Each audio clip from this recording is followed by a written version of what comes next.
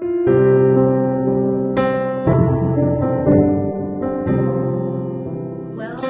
I see the impact of my experiences as a child, with a parent with mental illness in two ways. There were positives and there were negatives.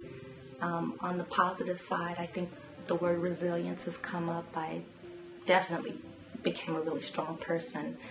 I think my experiences led me to really embrace friendships. I'm really proud of the fact that I have such wonderful friends. I have really true friends. And I know it's starting to become a colloquialism where, they talk about Oprah and Gail, like the Oprah Winfrey Show, and people will say, oh, she's my Gail, because Oprah says Gail is the therapist she never had and the mom she didn't have and all that. And I have a lot of Gails, not that I'm an Oprah or anything, but I have really, really good friendships, and I work hard at maintaining those friendships. And another positive is the sense of humor. I don't know where my sisters and I got it, but I know that when my mom, she wasn't always bad. I mean, there were times where she had good days, and she could be a really, really funny person. So I think that we held on to that part of her that was really fun when it came out.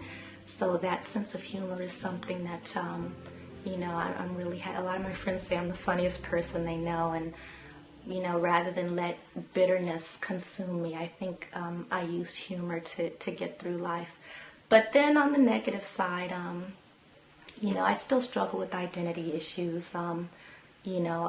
Even in my 40s, I'm trying to reclaim my womanhood. There's a lot of that stuff I was raised with that makes me feel not undeserving of love, but my ideas about men, my trust issues, because I started off hearing from my mom that men weren't to be trusted.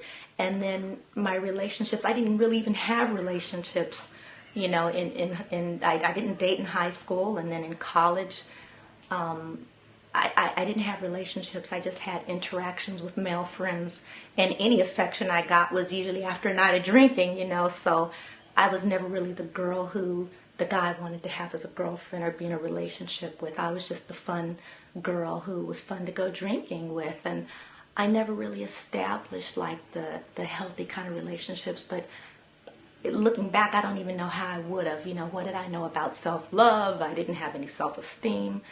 And the man I married was my first boyfriend, and I married him because he kind of saved me. He kind of rescued me from the situation I was in, and I may have mistaken gratitude for love, but without the foundation, I didn't see love at home. I didn't see nurturing at home. It was almost like the marriage was doomed before it even began. There was just this issue of mutual respect, and it's really true what they say, you got to respect yourself and love yourself before you can receive it. And it sounds so cliche, and I hate it, but it's something that for me is really difficult. It's like a physics problem because there's so much that I have to rebuild from my childhood. So my relationships with men have not been good, and that's something that even at 40, I'm still lost. I've been in this perpetual world of singleness, but during this time, I've been divorced now for 9 years, I've just been trying to find myself and undo the mistruths that I was raised with, because I still feel very much in tune with the child that's healing.